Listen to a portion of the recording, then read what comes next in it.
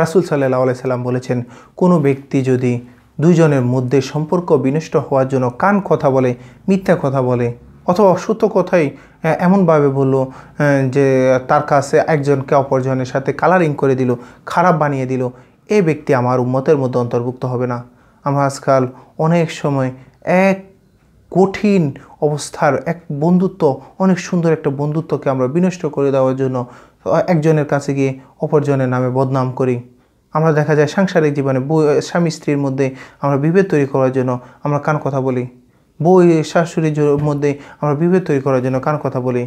আমরা এই দিকে একটু লক্ষ্য রাখবো। মনে রাখবেন, আপনি যে কাজটা করতেছেন রাসূলের যে উম্মত, সেই উম্মত হিসেবে আপনি দাবি করতে পারবেন না। সবচেয়ে নিকৃষ্ট ওই ব্যক্তি যে একটা সম্পর্ক বিনষ্ট করে। আল্লাহ রাসূল সাল্লাল্লাহু আলাইহি সাল্লাম বলেছেন যে মিথ্যা কথা কবিরা গুনার মধ্যে সবচাইতে উপরের দিকে।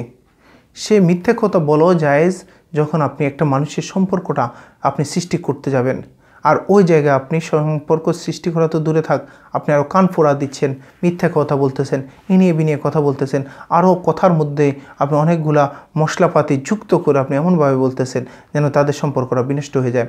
এই বিনষ্ট করতে গিয়ে আসলে আপনি হয়তো সাময়িক একটু মনটা তৃপ্ততা পাচ্ছেন, কিন্তু মনে রাখবেন এই বিনষ্টটা হয়তো যদি আল্লাহর জন্য হয়, তাকে আল্লাহ পাক কী করে নেবে, তা আবার সম্পর্কটা জড়িয়ে দিবে। কিন্তু আপনি এই বিনষ্ট মিথ্যা কথা বলতে গিয়ে যে বিনষ্টটা করতেছেন, এই বিনষ্টটার কারণে আপনি মিথ্যে কথা কান কথা বলতে যে কাজটা করতেছেন, এই কাজটার কারণে আপনি রাসূল সাল্লাল্লাহু আলাইহি সাল্লামের উম্মত থেকে দূরে সরে যাচ্ছেন। এদিকে আমাদের সবাইকে লক্ষ্য রাখা উচিত, আমরা যেন কোনো প্রকার কোনো সম্পর্কনার ক্ষেত্রে না, শুধু কোনোভাবে আমরা কান কথা মিথ্যে কথা কোনো কিছু আমরা বলবো না। এদিকে আমরা অবশ্যই লক্ষ্য রাখবো ইনশাআল্লাহ।